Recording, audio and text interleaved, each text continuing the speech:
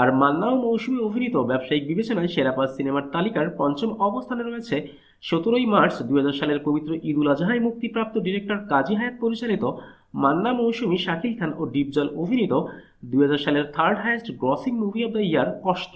১,৫,০০,০০০ টাকা বাজেটের এই মুভি ঢাকায় বক্স অফিস থেকে নেট কালেকশন তুলে আনে ৭,৯০,০০,০০০ টাকা।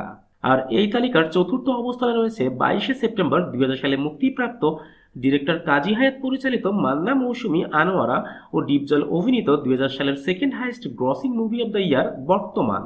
মুভির গানগুলো ছিল খুবই টাচিং এবং মুভিতে মান্নার অভিনয় ছিল মনের গভীরে দাগ কেটে যাওয়ার মতো।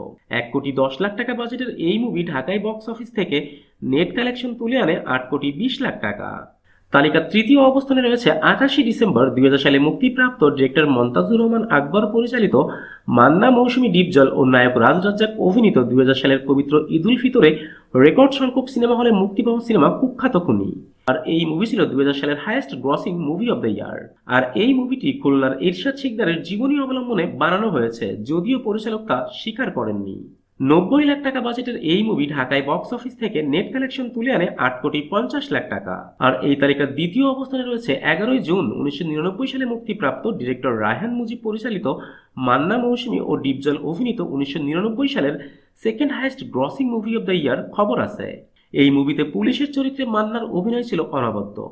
১,২০,০০,০০০ টাকা বাজেটের এই মুভি ঢাকায় বক্স অফিস থেকে নেট কালেকশন তুলে আনে ১০,৫০,০০,০০০ টাকা।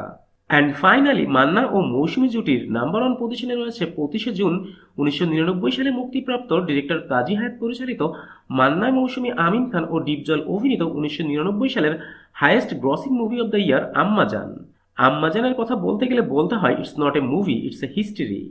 আম্মাজানের মতো মুভি এই বাংলায় আর হবে বলে মনে হয় না। বাংলাদেশে এমন কোনো সিনেমা হল নেই যেখানে আম্মাজান চলেনি। মুভিতে মান্না তার কেরিয়ারের সেরা অভিনয়টা করেছেন।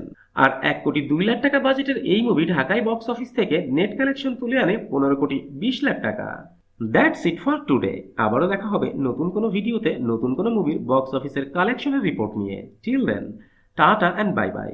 আর হ্যাঁ, প্লিজ সাবস্ক্রাইব করতে ভুলবেন না কিন্তু।